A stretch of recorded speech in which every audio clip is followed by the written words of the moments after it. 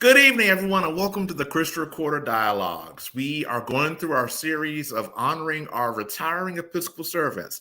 And with us today, we have the 132nd or 31st, is 131. I got it right. The 131st elected and consecrated Bishop of the African Methodist Episcopal Church, the Right Reverend Clement W. Fugh. Bishop Fugh, welcome to the Christian Recorder Dialogues today. Thank you. Thank you for the invitation. I know numbers are important, so my apologies, but we've been doing these recordings all week, so my numbers have been going back around. But of course, Bishop Fugh is special to me because Bishop Fugh was elected from the General Secretariat. Before the General Secretariat, though, he served at a little place in Nashville, the Greater Bethel AME Church. And I'll just go ahead and say this. Bishop Fugh is one of the reasons why I am still in the AME Church. Everyone goes through walks in their Christian life. And when I was in a particular moment in my Christian journey in the AME Church, Bishop Fugh was one of the ones who saw me through. So you can blame Bishop Fugh for me still being in AME Church.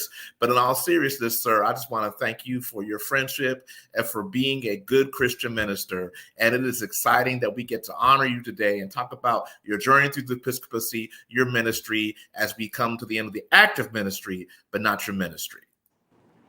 Thank you. Thank you. So, Bishop, we're just going to go ahead and get into this. And as always, those of you who are watching, please feel free to put your comments in the chat and just let us know that you're around as we talk with the 131st Bishop. So first and foremost, tell us about your call to the ministry. First, thank you for this opportunity just to share some insights into my pilgrimage to this point. I thank God for the opportunity to serve and have at every juncture try to make full proof of my ministry. My call to ministry came very early. I somehow always felt that I was going to preach. And as a youngster, friends just kind of assigned me the responsibility of being the preacher from among them. My early experience as a minister came as we gathered roadkill in my neighborhood and prepared a funeral with singing and mourners and a eulogy and a burial so that the roadkill was properly put away. So it started very early. My sisters and brothers and neighbors made up the congregation, and I built from that. I had some persons who helped mold me in this pursuit of ministry, names that are probably foreign to you now, but in the day were prominent. The late Reverend Dr. Atraf Jackson. Mm-hmm. My pastor when I was licensed to preach was the Reverend Lois Patrick, grandfather of Patrick Claiborne. Wow. It was Reverend H.L. Starks, who was at St. James, Memphis, and Elma Martin at St. Andrew, and Ben Booker, who was at Mount Zion, all of whom were very influential in my early nurturing ministry.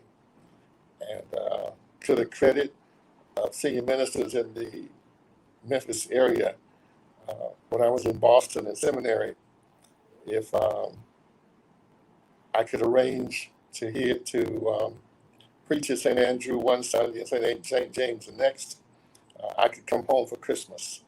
And I never missed any of the Christmas holidays. So with nurture and help from senior pastors in the Memphis area, West Tennessee Conference, here I stand. Wow. And you mentioned Boston University. Bishop, you were one of the first to come through the Boston University program, right? That was like a pivotal cohort that gave us several illustrious preachers and several illustrious folks. I mean, we had a stream of persons that came through. uh, and once I said stream, I can't think of names. But no, but I think Bishop Philip Cousin and I want to say two of his sons came through Boston. It was in Boston at Boston University that I first met Bishop John Bryant, that I worked on the staff at Charles Street Church with the pastor there at Charles Street. So I was not among the first, but I was among those happiest to serve. And oddly enough, in the class following me was the Reverend Dr. Leo Strong. Wow. Yes. So, I didn't realize how pivotal BU was to but we could do a whole discussion on what BU has meant to the AME Church, and right. just how many people have come through that. That is something like it's interesting. It's interesting. So we know that you were one of those, boy preachers. Well, they call them the boy preachers. Like, from an early age, you knew that you had this fire in you. And I know it's something common in the South, that we don't see a lot these days, but we know that you were from an early age had that nurturing in you. But tell us about your highlights from your formal career in the pastorate. After you were called and after you were licensed and ordained. Tell us about the highlights in your pastorate. After seminary, I was returned to the West Tennessee Conference, 13th District. And there was not an immediate opening for me. So Bishop Wilkes, being very innovative, assigned me as the associate pastor at Greater Bethel, Nashville, where the Reverend Joseph Reuben Reed was the pastor. He was suffering from organic brain syndrome. We call it Alzheimer's now. Assigned me to be his associate to do the work. And it was there that I learned ministry trial by fire in that setting. I remember one particular event where the officers at Bethel were not very kind to Reverend Joe Reed because sometimes he get confused and some would just take advantage of it. And so I went to a official board meeting early one night. I took my appointment certificate, I taped it on the wall leading into the fellowship hall where the board was meeting. And just before the meeting, the bulletin clerk, another name you might recognize, Baylor Irving, came before the meeting and saw the certificate taped to the wall. And she asked, "Who put this there?" And I said, "I did." And she said, "For what purpose?" And I said, "So the people who comes to this meeting will know that I am in charge." Wow. And she said to me, "If taping this certificate on the wall is the only way you've got to show folk you're in charge, you are in trouble." So with that, for the years I served in active pastoral ministry, I never posted my pastoral appointment on the wall. And I worked to earn the respect of the persons in the pew so that would not be necessary.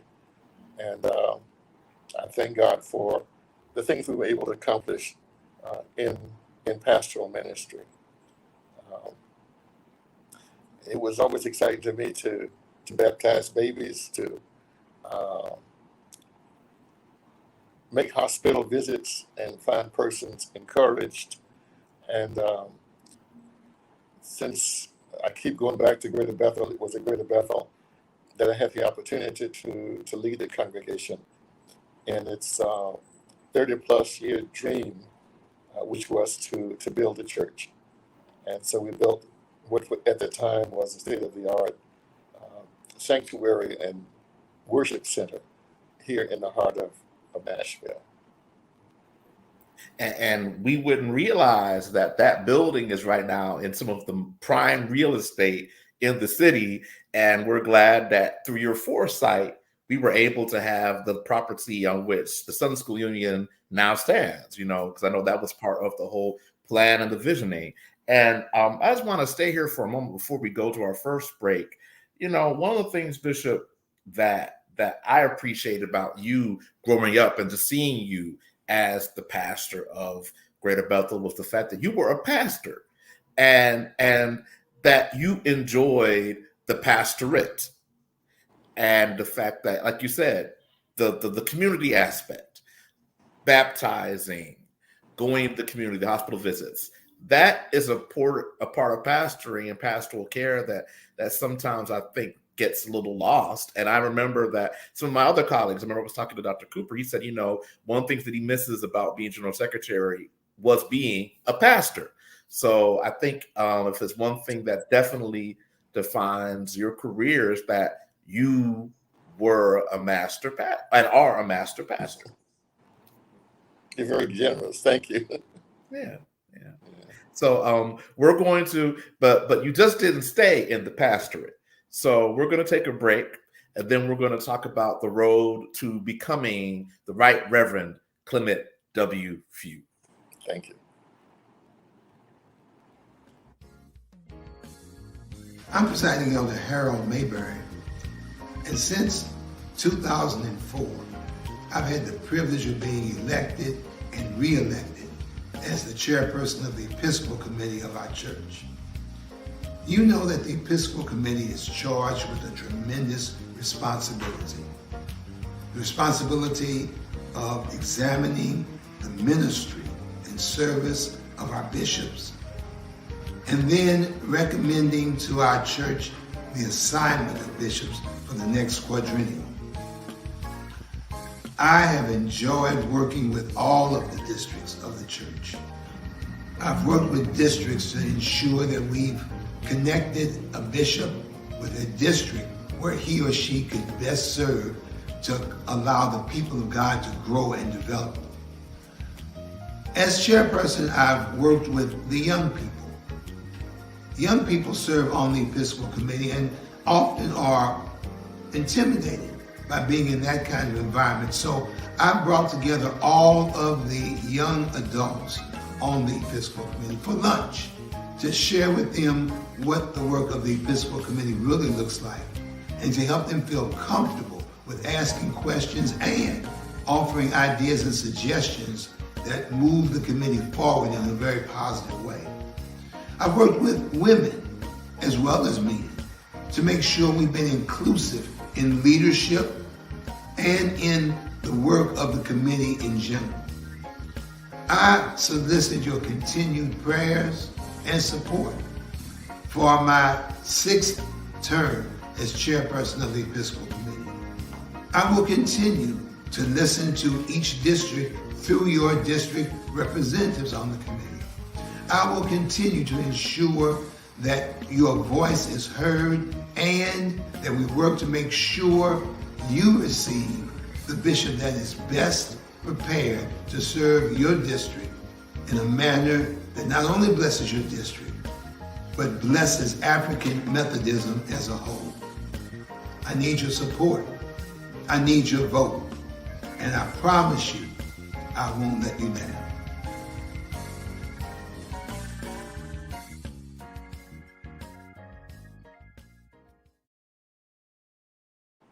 And we're back, and we're indeed thankful to our sponsors who allow us to give you this quality program here in the Christian Recorder. So, Bishop Fugh, we were just talking about the road to the pastorate, probably the road to the episcopacy that led through some roadkill on the side of Memphis and then moving to Greater Bethel in Nashville. And we know the Bible tells us that it's a good thing to desire to be a bishop. But of course, we know that if God hasn't called you to something, you can desire it all you want, but it is the calling that's important. So tell us, Bishop, what motivated you to become a bishop in the AME Church? The last several years I served as pastor, of Greater Bethel again. My theme was one of gift discovery in the congregation. Above everything else, identifying the gifts that individuals brought to ministry and accentuating those gifts and that grace for the benefit of the whole.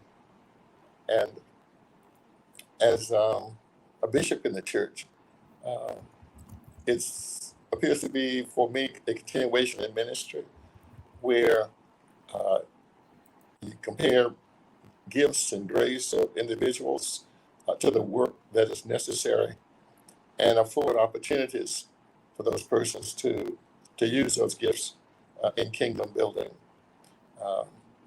I found that to be the case in the 14th Episcopal District, where in one instance I found a family in a certain country living in the basement of a church, father, wife, and a couple of children, dirt floor, using we would call it just a sink and toilet for cleaning and water and the like. And I moved them from that place to a place where this young couple's families gifts could make a difference. And that has been my mantra ever since I've been doing this. So from pastoring, when you find places for persons to serve in a local church, to an annual conference, Episcopal District, you're always taking note of the gifts that people bring and to give them an opportunity to use those to bless others. The same process I'd used as a pastor to lead the work in the local church, I bring to the episcopacy. I set a theme for each year that directs Bible study, music, teaching, and preaching. It worked for me in the local church, and it's worked in Episcopal districts, so that our work is all in lockstep. And the people look forward to knowing that we're not shooting from the hip, but each year we've got something we're working on. So that has been one of the most rewarding things, the most challenging things, and the thing that keeps me going night and day as a bishop. So with the office, it's just good to be in a position to help persons realize their dreams and to exercise their gifts. You know, Bishop, you said two things here that I want to stay with for a second. The first piece is because of the pastor that you were and are, because the bishop is a pastor of pastors, you looked for talent, to pull the talent out of people to help them be better, serve the kingdom of God better. And you wanted to do that in your local church, and you've done that in your episcopacy. And I think that that's something that I hope that those who are listening to this, those who are seeking to be part of our Episcopal fathers and mothers, and those who are just seeking to be leaders in the church, because these roles are not for the person, it's for what you can do. And I dare say that, you know, you were the same bishop as a pastor, which means that you just made way for people. And I remember like the 5th district with the young adults and the young adult renaissance that is in the 5th district right now. You're a large part of that. And I just really appreciate, and I don't take it for granted, that you talked about your just wanting to make room for people, wanting to open a door for others. And my second piece here, and I want you to talk a little bit about this, I don't think people really appreciate the depth of your liturgy and the depth of your creativity. Now, these themes, I've been tracking these themes for years, and like these themes are no joke. I mean, you have like a full whole lot of spread. But like, for instance, I remember there was a photo in your office of you and Bishop Talbot, and also from when the hymnal was being written. And correct me if I'm wrong, but you are one of the only people who wrote the 84 hymnal, who was on the committee for the 84 hymnal, who is still with us. And I mean, like, aside from publisher Beelan and a few others, but I mean, you were part of that hymnal. You were part of the last liturgical reformation that we had in the church. And I think people sometimes don't realize, just Fugh the liturgist. Let's talk a little bit about Fugh the liturgist and the hymns and the music and how you put all these things together, because you're very creative. I mean, I think people, it sometimes gets a little bit lost in some of what we see. Yeah, it was the bicentennial hymnal. It was 1987. Yeah. And when the General Conference ended in 1984, the Committee on Worship and Liturgy was reconstituted and challenged to revise the hymnal. It was led on by Bishop Benton Anderson, Bishop Ming, Bishop, let's see who else, Bishop Webster was a part of that. Well, he's still here, so we still got him. Yeah, he's still here. Bishop Young was a part of the work. And then very talented people. Mrs. Ming was one of the creative writers of music and lyrics. So was Mrs.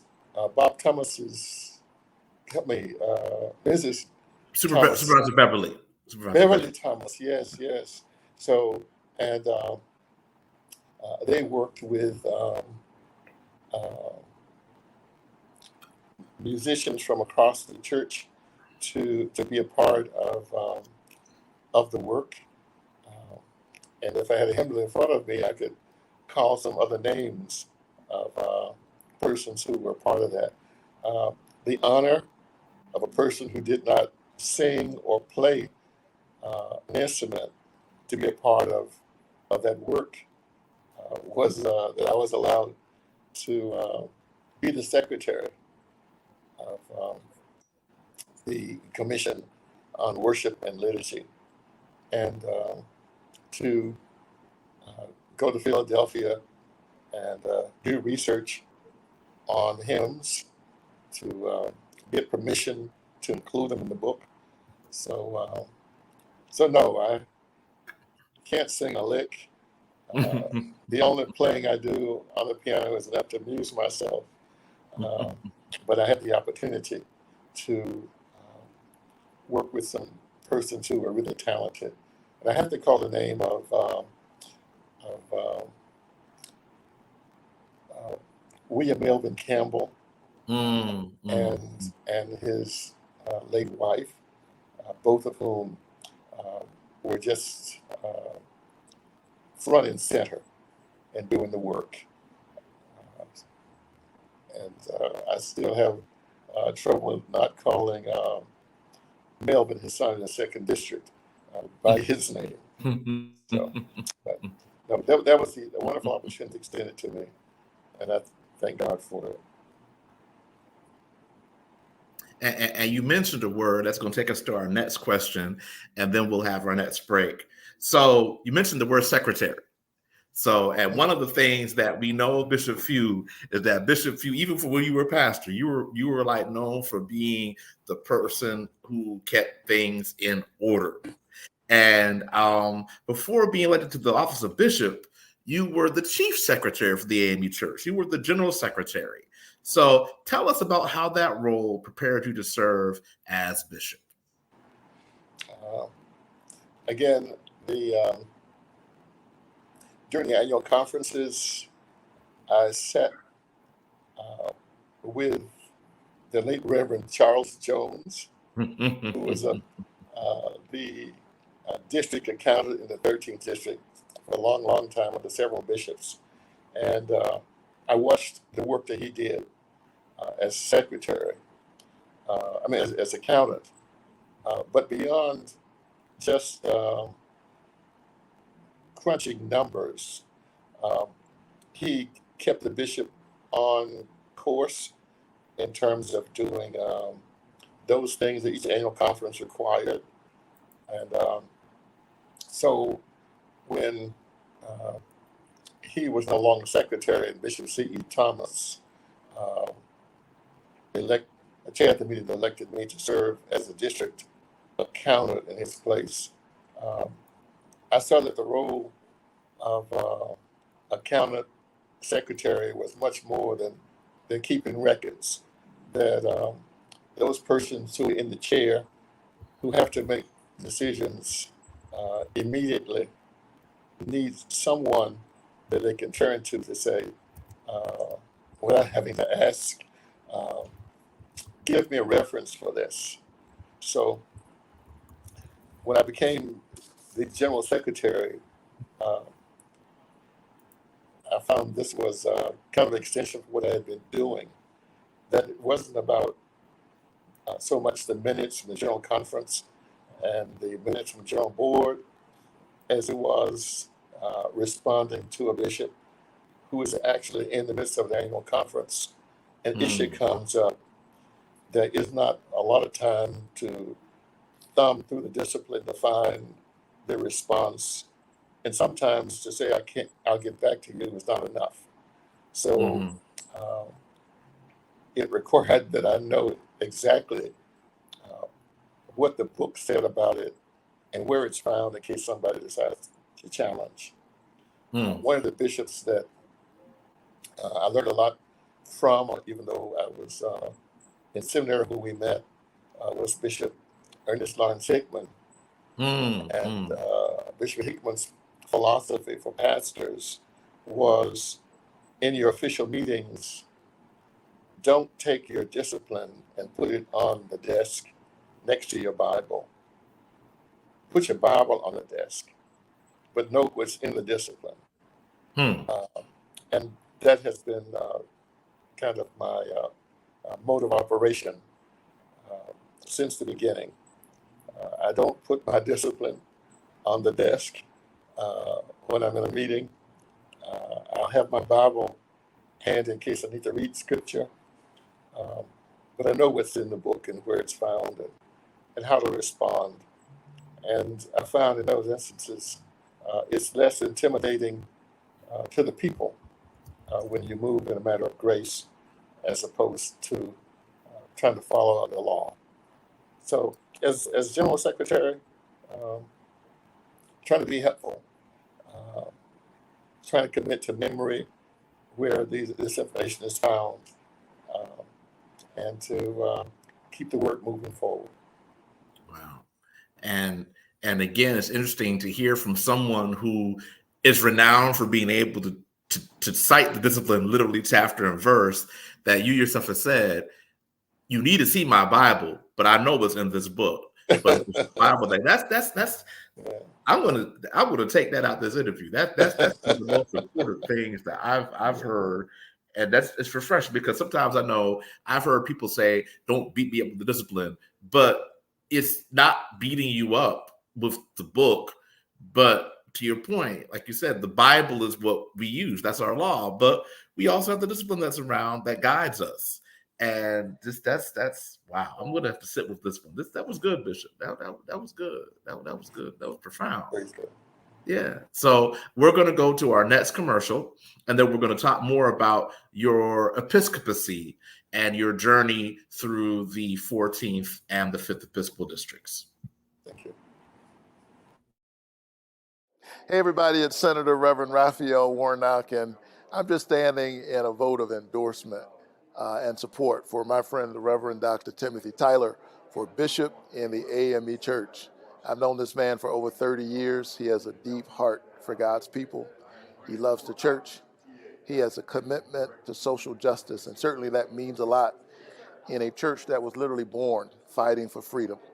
the African Methodist Episcopal Church. So with great admiration for this denomination and its importance to the struggle for love and justice, and out of a profound respect for the Reverend Dr. Timothy Tyler and his family. I know his mother too, Bishop Carolyn Tyler Guidry. I know his children. And I am so happy to endorse him. The future is as bright as the promises of God. Keep the faith. Thank you, Senator. All right, and we're back. And I know what Bishop is we are working on the iPads today. So thank you, sir, for being here with us. And we want to now talk about some highlights from your Episcopal career and the districts you've served. 14th district is where it all began. And one of the things that I really appreciate from being in the 14th was the people were kind enough to receive me in my newness.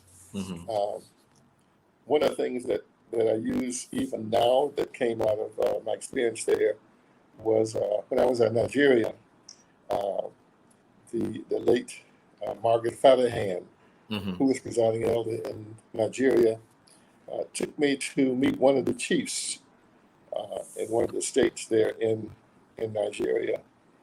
And I'm sure that most people would be offended to know that even as presiding elder in that conference, to approach the chief, she had to crawl almost 12 feet, hands and knees, to approach him, to be recognized in the room. I was not required to do that as a man in his presence.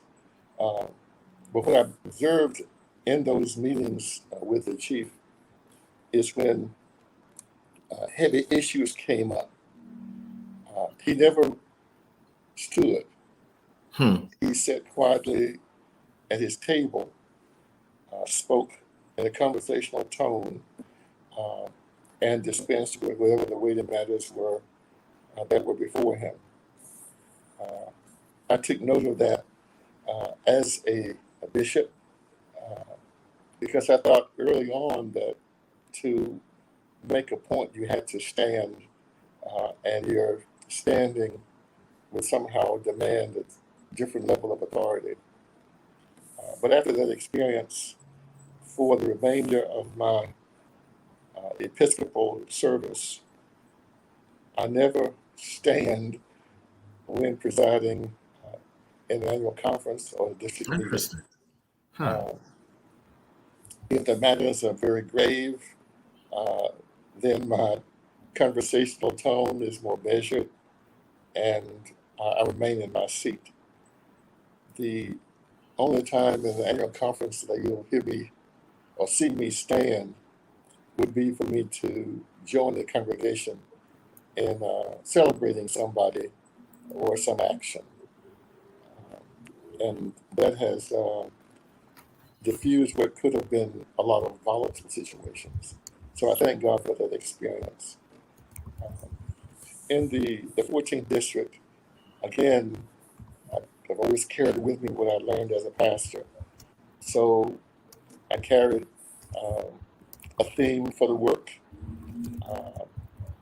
and had a theme song for the 14th district.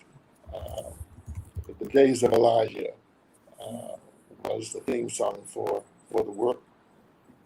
The people took hold to it, and every conference sang it with just amazing spirit. So again, it helped the work. It gave the people something to look forward to, and so I thank God for that. And in the 14th, let me just do a shout out to Bishop David Daniels for the work that he did prior to my coming, his 8 years, and establishing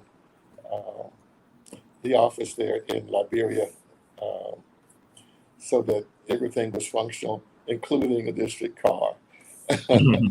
So kudos to him for the work he did. And I know one of the challenges that you faced, you very early on when the pandemic hit, you were dealing with the 14th district. So can you talk about how you coped with the pandemic? Because I know the 14th district was uniquely positioned to deal with the pandemic because it had an infrastructure in place that other districts did not. So can you talk to us a little bit about that? Yeah, it was Ebola, and um, it impacted the work in the district for almost a year. My third year there. Uh, in fact, we had the year that it hit. We had a group of students from the United States, Tuskegee, who were an exchange program, and one of my colleagues from Boston University, and I just call his name. Well, maybe I won't call his name. Called me and asked me, "Where are you?" Because things are getting bad. And I told him I just finished a trustee board meeting. And so the good Reverend Dr. Ronald Braxton said, "I think you need to get out of Liberia." And we already received messages from the embassy that non-essential persons should leave. So once we were able to arrange flights for the students, we left before the week was up, and we were gone for almost 1 year to the day. With our leaving,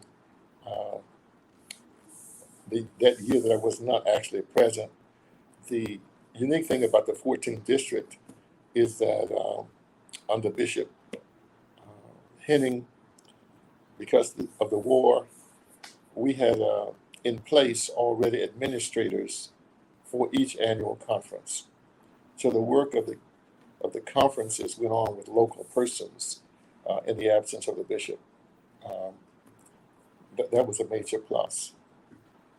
And while in the States, I was able to go from conference to conference, and colleagues in ministry helped raise money so that during the Ebola crisis, ministers who were receiving salaries from the district from their conferences never missed a payday. Wow. And I thank God for the generosity of the persons here in the state for doing that. Wow. We were able to send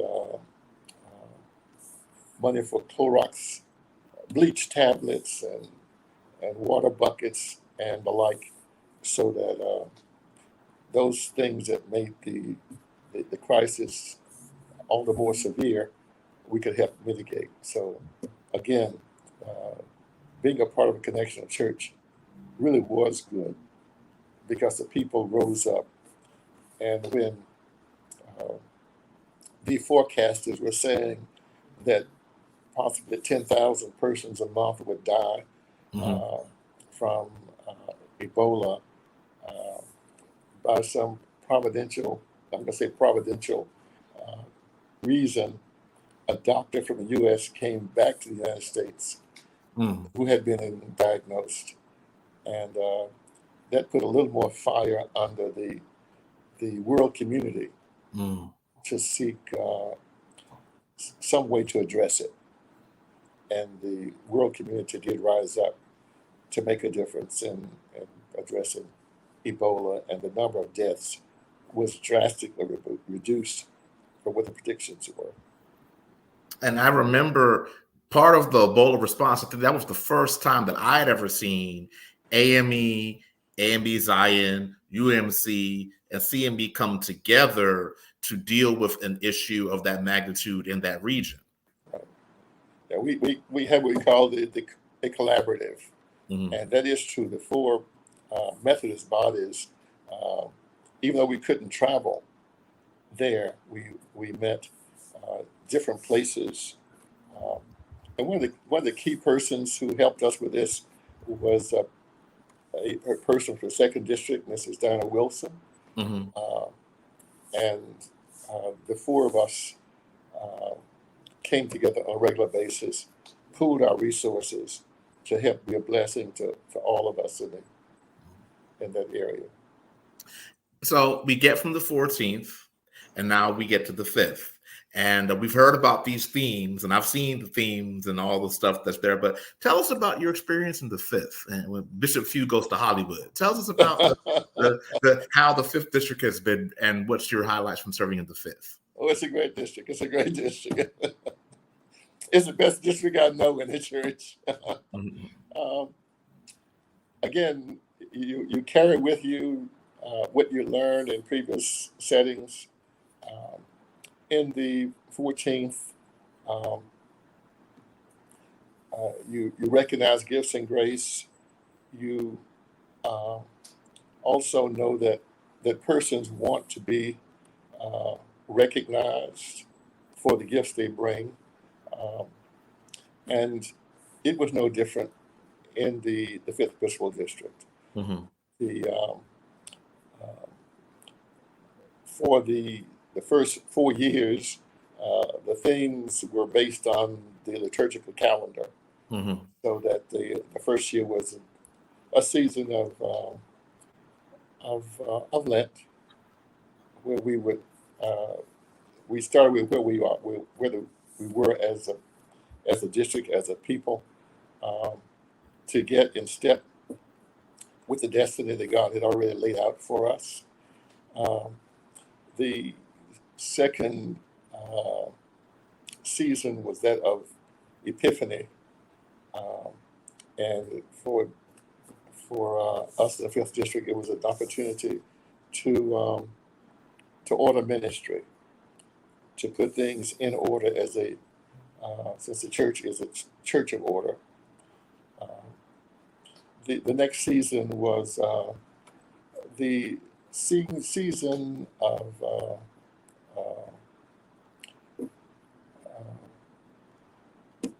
I'm going to call it evangelism, but it was Pentecost, the Pentecost season, so that the Holy Spirit was our lead and guide. And then the last of that first quadrennial was the season of Kingdom Tide. So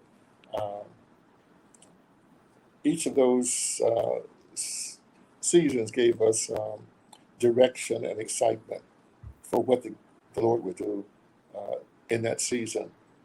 I could never, when I would pronounce the theme for the season, predict what God would do with those seasons. I remember during the season of Pentecost, I had prayed, Lord, what do I do to prepare the people for this season? Mm-hmm. And when my plane landed at the first conference in that series, the Pacific Northwest Conference, a delegation of about 60 people met me at the airport wearing red T-shirts. Wow. With a flaming dove on the T-shirts. Wow.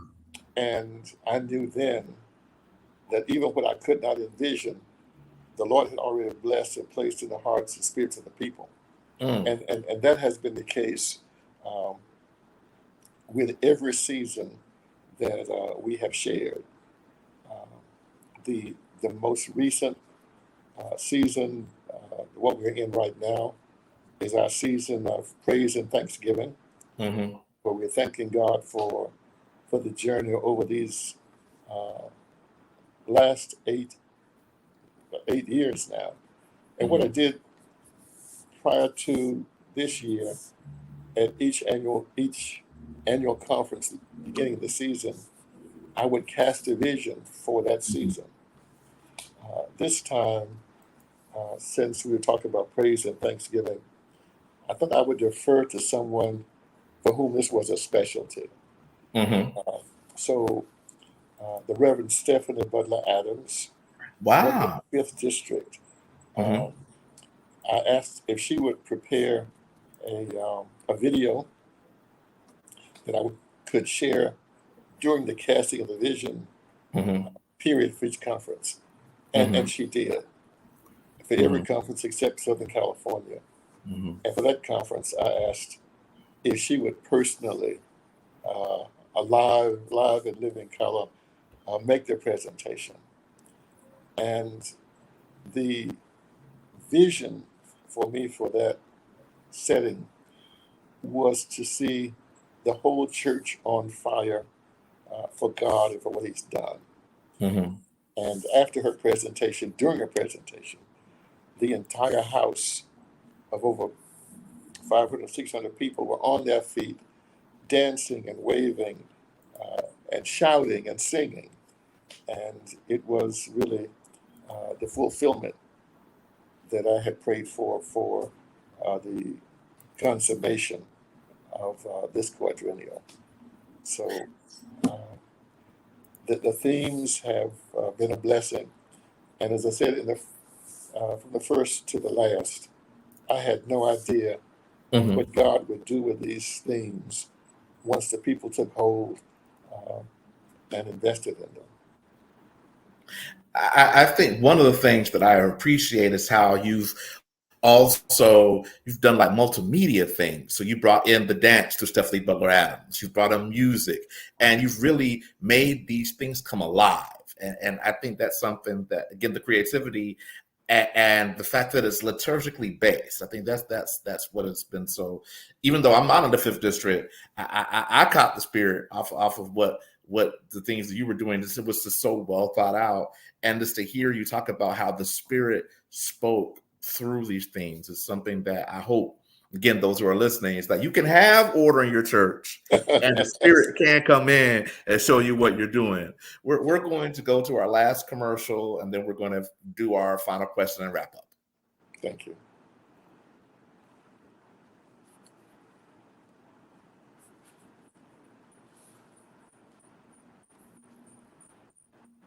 Words of commendation to Bishop Clement W. Fugh for the great service you have rendered to African Methodism. Indeed, Bishop Fugh, you have been a stellar leader. You was a stellar pastor, built that great church, Bethel in Nashville. You were a stellar chief information officer of the African Methodist Episcopal Church. Your work speaks for you in the 14th Episcopal District, and my God, what a work you've done in the 5th Episcopal District. Lady Gail and the boys, and my late father, Reverend Benjamin Roosevelt Booker Sr., we salute you. You as well as Supervisor Alexia Butler Fugh. We say congratulations to you as you go into the next chapter of your life. Look, in your own words, you crossing my path, I'm crossing your path, was not an accident, but was by God's divine intent. You be blessed and enjoy what God has yet in store for you. And we're back. I think Reverend Booker gives us a great segue into our final question, which is, what's next, Bishop Fugh? You have this wealth of experience, this wealth of knowledge, this creativity. What is next for you as you enter this new season of your ministry? Well, I need to thank your colleague and my former colleague, Reverend Reverend Beelan, for his vision and artistic design and the construction of this new Sunday School Union building. I have some space in it, a very lovely sunny site, and I plan to make use of it once I retire. My commitment is I won't get in anybody's business, but I will be available in case someone asks. I'll respond to the best of my ability, and if they don't ask, I won't interject or insert myself in what they're doing. So just looking forward to just being available where the Lord sees I can be a blessing. Well, that's wonderful. You know, one of the things that I appreciate in the building, even when our former address was that Bishop Talbot had his office there when he retired.